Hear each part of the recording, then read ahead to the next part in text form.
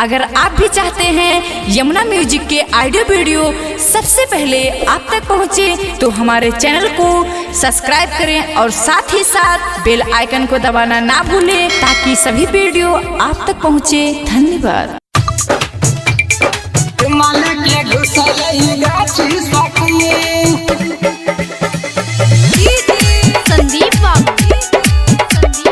माँ Vaishno recording studio Delhi.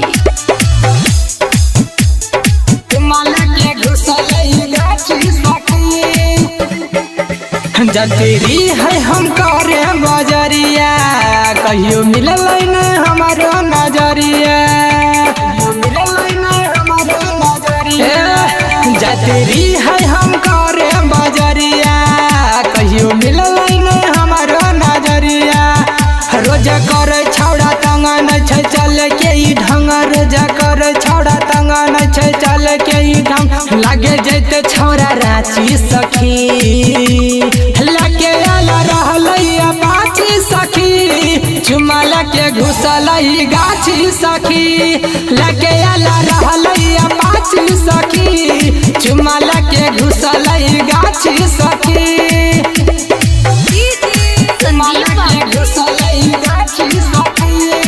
माँ Vaishno recording studio Delhi.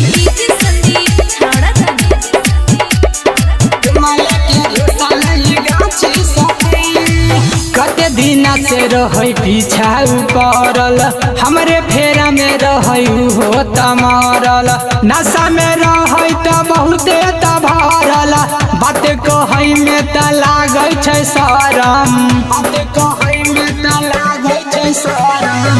कते दिना से रहे पीछा पड़ल, हमरे फेरा में रहे हो तमरल, नशा में रहे त बहुते त भरल, बात कहै में त लागै छै शरम।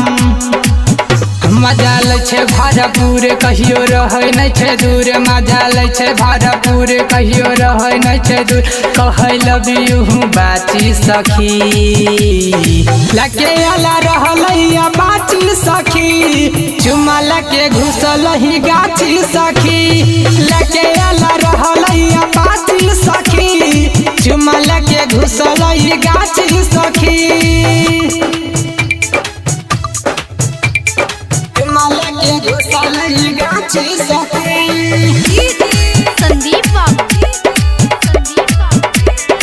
माँ Vaishno recording studio Delhi.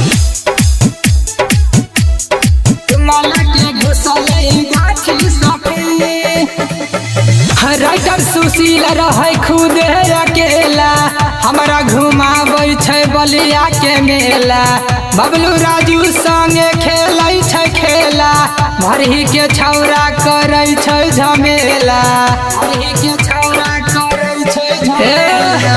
Writer Sushil रहे खुद अकेला, हमारा घुमाबै छै बलिया के मेला, बबलू राजू संगे खेलै छै खेला, भरही के छौरा करै छै झमेला। की कहियो गे जाने अपन दिल के अरमान, की कहियो गे जाने अपन दिल के अरमान, हमरा कहै छौरा बाछी सखी, लगे आला रहलैया बाछी सखी, चुमाल के घुसल गाछी सखी, लगे